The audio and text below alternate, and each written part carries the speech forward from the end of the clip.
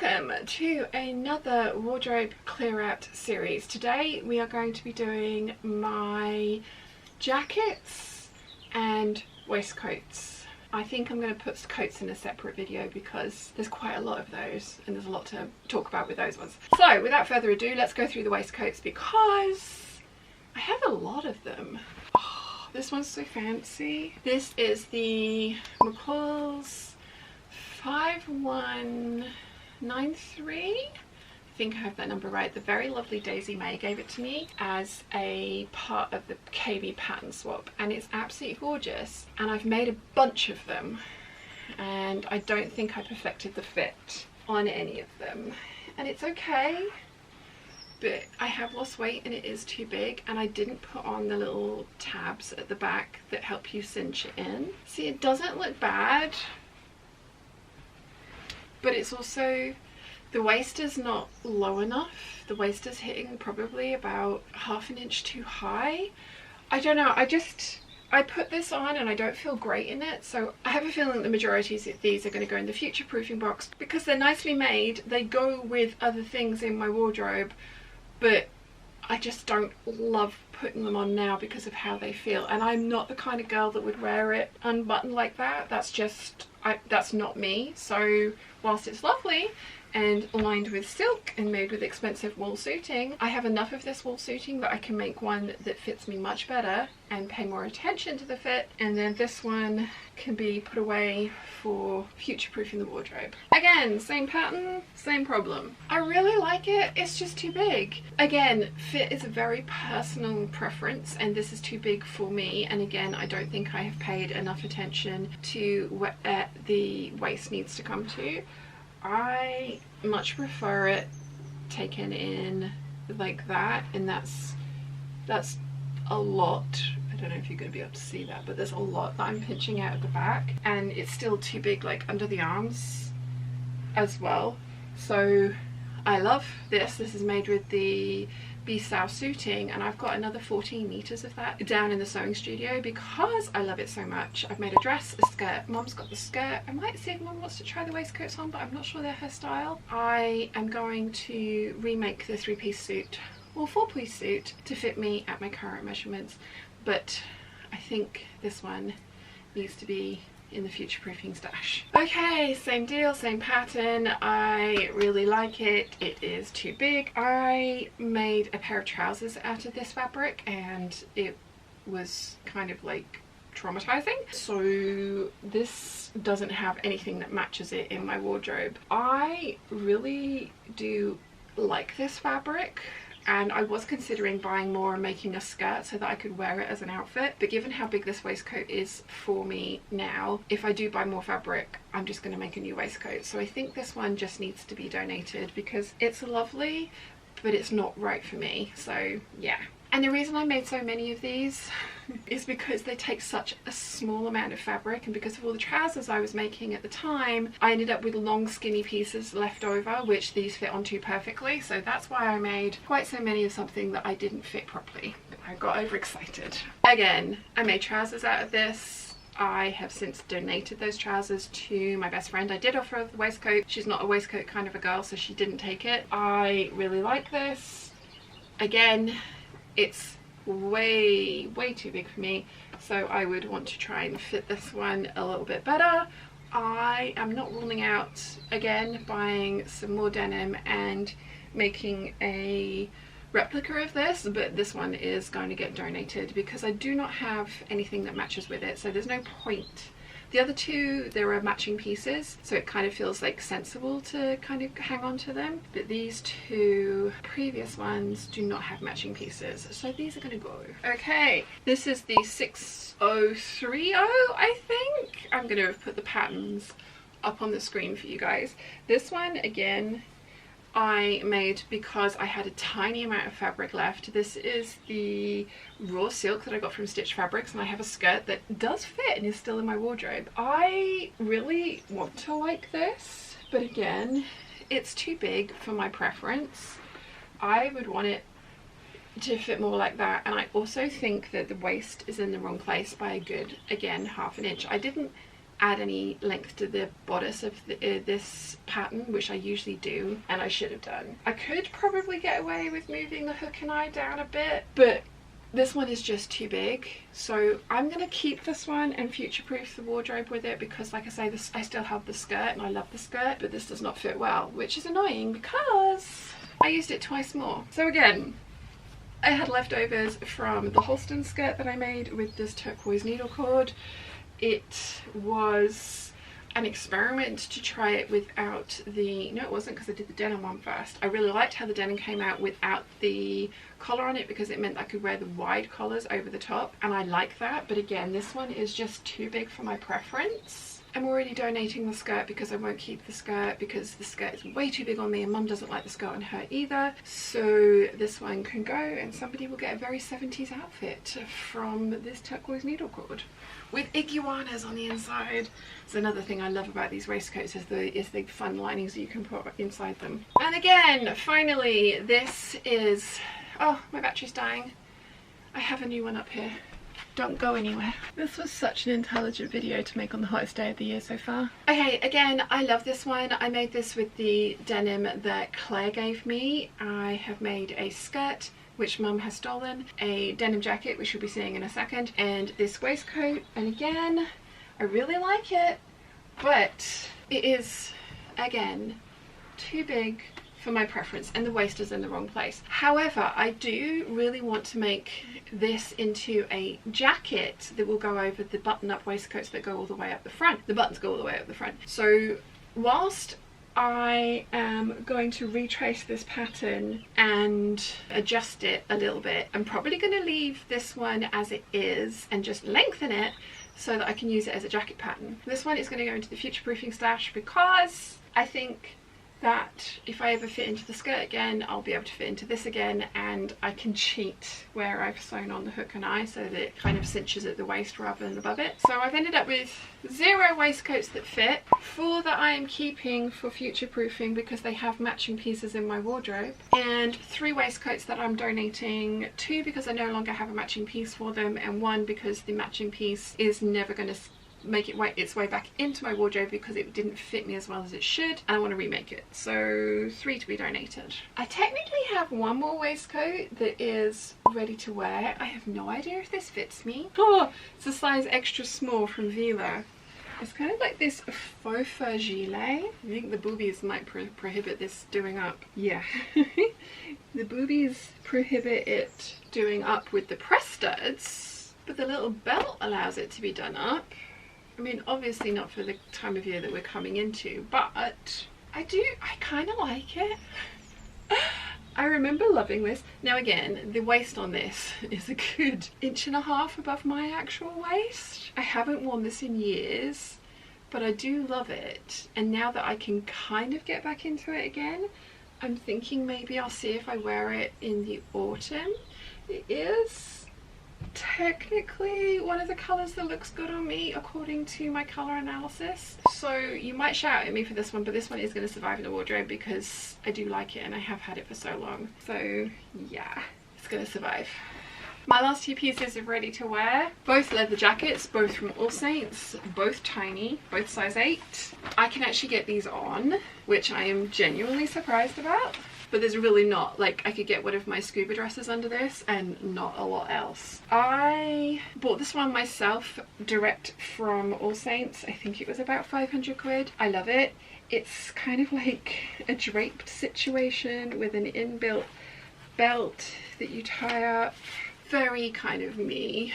Yeah, I love this piece. I've kept this piece for ages. I am not going to get rid of this piece. I don't know how often I'm going to wear this because, as I say, I can probably only get like t-shirts underneath of this comfortably. In fact, I can only get t-shirts underneath of this comfortably because it is, I'm aware of, like, it's not tight on the arms, but I was definitely a lot smaller when I bought this. But it was, I think, one of the only pieces of All Saints stuff that I bought full price myself, and I am 100% keeping this. This is my other All Saints piece. It's the Harris Moto jacket. I didn't buy this from the shop because it was 450 quid and I regretted it forever. So I scoured eBay and it came up on eBay in a size 8 and I remember messaging my dad because it was 2 days before payday, and I was just like, please, please, please, please, can I borrow some money off of you so that I can bid on this jacket and pay for this jacket immediately? If I win, I will need X amount of money. And he was like, sure. So I bid. This thing was £450 new from All Saints, and I got it for 200 quid. It doesn't do what, I mean, it might do up, but I don't think it would be comfortable done up. Ugh. Oh, I mean, yeah, again, comfort, overrated, right? It does up. It hasn't done that for a long time. Again, this is one of those ones that I could probably just wear a t-shirt underneath of it. I absolutely love it though. I am not getting rid of this. I am going to keep this forever and ever and ever. I did pay Dad back. I'm so grateful for him to lending me the money so that I could purchase it when it came up. If I could find a size 10, I would swap it for a size 10, but I haven't seen it on eBay for a very long time, so yeah. So glad it fits again, because it didn't for a very long time. And then my final ready-to-wear piece is actually custom made. My best friend bought this for me for my birthday. It's from Pretzel Cosplay, and it is a toothless hoodie. I have a tail, I have wings, I have ears, I have horns. I never wear this. I really should. It is awesome. I love that I've got a tail. And I've got the little red tail as well. I keep thinking that I need to make like a dress to put this onto, like put the hood onto. I've even got spikes on my arms because I'm so grateful to my best friend for buying this for me for my birthday. I just don't ever wear it, so I love it. I ought to wear it more often. Maybe I will. 4 pieces of ready to wear, and I'm keeping them all. Okay, on to the me made stuff. I've made a bunch of loop-in jackets. I only have 2 of them left. I rarely wear them, but that's because they didn't fit very well, and actually with the right belt and shoes, I like this. I like this a lot. This one has the shoulder epaulettes and is lined with Shanghai bouquet. This is a brushed cotton twill from fabric.com, and I made a matching skirt with this. I like it. It's staying. This one is also staying. I absolutely love how bright this is. Again, it's probably only ever going to get worn with this kind of an outfit, or like a denim skirt on the bottom half, because it is so bright. I have worn it like this once. That was a lot of pattern, and I don't know if it worked. In fact, I don't think it did, but I did wear it out like that. That was a birthday night out a couple of years ago. Yeah, this one's staying. I can definitely see myself making more loop-ins because they are awesome, but I don't reach for them very often. But maybe this will kind of like reignite the joy, because I know that they fit again and they fit nicely. So loop-ins, both staying. Now we're on to the Sorrento collection. I have already given away the black Sorrento to my niece and sister-in-law, and apparently they share custody of it because they both wear it. This is my wool one that I rescued from my failed Jedi cape. Yeah, I love this. I wear this a lot. It is surprisingly warm for such a little jacket, but it is made with wool and lined in polyester, so it's not really that surprising. There's a full video of how to line a Sorrento jacket. If you want to check that out, I will list it up here and in the description down below. If there are any corresponding videos for any of the things that I've made, I will be listing them in the description down below. Yep, this one's staying. Love this one. Regret making it in black only because I just don't like that on me, but everyone else seems to have been enjoying the things that I made from that black twill, so that's good. This is the first Sorrento I made from the cedar green denim from Lady McElroy. I absolutely love this. I have a matching skirt that's in the future proofing box because it's too big for me now and Mum doesn't want it. I have more of this denim to technically make trousers, but I have a feeling I'm going to be remaking a skirt because I wear skirts more often than I wear trousers. I love this. Again, lined in Lena crepe. Lena crepe is a really good lining fabric, also a really good skirt fabric if you don't like wearing polyester directly next to your skin. I mean, I appreciate I've only got a vest on, so it's directly on my skin now, but usually I have something long sleeved underneath of this, so that works out really well. I like this a lot. Keeping this one, and as I say, I have enough fabric to make a matching something or other,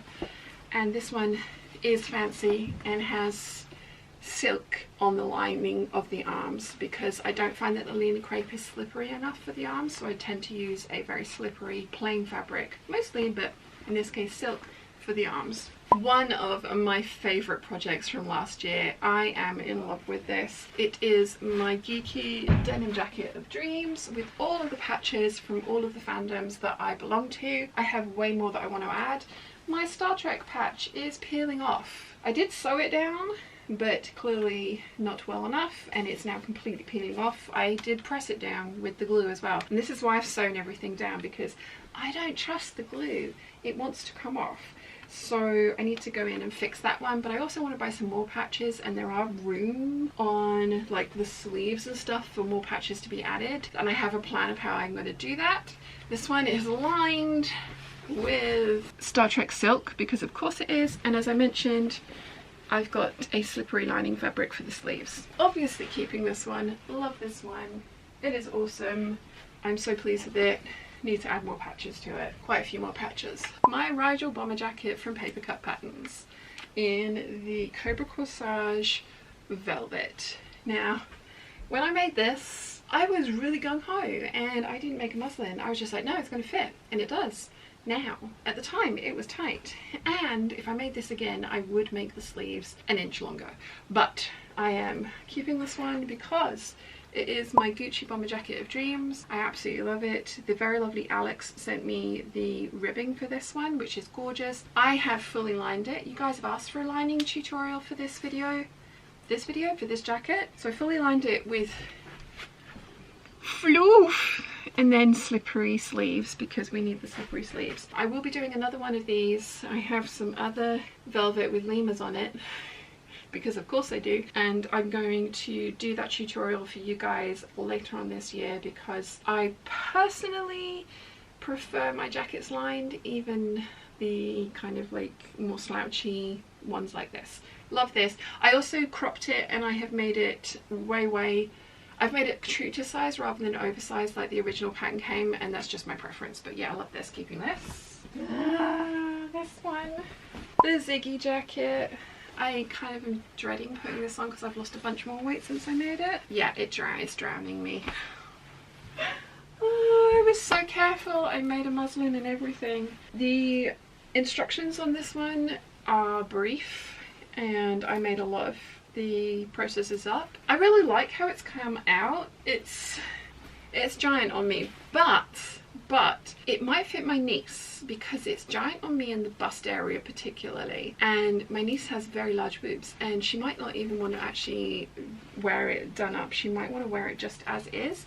So I'm going to see if my niece would like this one. If not, she can donate it, and somebody in the sunny nunny region will be getting themselves hopefully what they think of as a very nice jacket. I have enough of this fabric left to make a bag, which I'm very glad about, because the very lovely Erica Lee from Lavender and Twine got me this fabric. I paid for it, but she smuggled it over to the UK for me. Yeah, the Ziggy. I have been terrified of making this for the longest time, and I fluffed up, but never mind. Never mind, you live and learn. Now that I've made my blocks, I'm going to try and make myself a moto style jacket from a block rather than from the pattern, but I'm going to use the style elements from this pattern, so the pattern won't go to waste, because 4 of you guys bought me the pattern, thank you. But yeah, so the pattern won't go to waste. I will use it as inspiration for drafting my own from my block, so that it should hopefully fit me way better than this one does. So sad about this. It's lined nicely with silk though. Very nice silk lining. So yeah, fingers crossed really likes this one. And then the final one, and the reason I've had these jeans on for the entire video, is this 6030. So I've got that other pattern wrong. This is the new look one. I made this to go with my Dolce & Gabbana grey dress that I wore for the gala dinner, and I still haven't hemmed. I will do. I wanted to see how it would look with jeans, and you know what? It's too short for these jeans to look the way I want it to. These jeans aren't quite as high-waisted as I want them to be. I'm glad I tried this on, because you know what? This is not the vibe I was going for. It's close. But I'd need to lengthen this one a little bit to wear it with jeans like this, which doesn't make it as versatile as I thought it did, because I love how this looks with the dress. 2 secs. Yeah, sorry, you'd run out of time. I had to start you again. Yeah, I'm glad that I've tried this on with this, because I don't think it works. the way that I thought it might. I think this is too cropped. It looks great with the dress. Doesn't look so great with this, but like I say, these aren't as high-waisted as I would make them if I was making my own jeans. So not sure about this one, but I'm keeping the jacket obviously because it goes with the dress, but I'm not sure about how it goes together with the outfit. Interesting. Might need two versions of this pattern, one slightly elongated so it hits on the waist where I want it to, and one slightly shorter like this. But that's okay, we can do that. Yeah, that's it for the jackets. So, keeping 1, 2, 3, 4, 5, 6, 7 me-made jackets. I'm kind of pleased with that. And only donating one and possibly keeping this in the family, so I'm kind of pleased with that. I think that's a good result. I genuinely love making jackets, and I'm surprised that I don't have more me-made ones. As I say, I've gone through and gotten rid of a few of these already, like the Lupins and the black Cemento jacket, but I'm pleased with this. Do I need more? No. Am I going to make more? A few. I'm going to make some suit style jackets to go with the skirts and the waistcoats that I want to make, and possibly the trousers as well. But yeah, kind of pleased with the outcome of that. If you've enjoyed watching me clear out my jackets and waistcoats, you might want to check out this video here.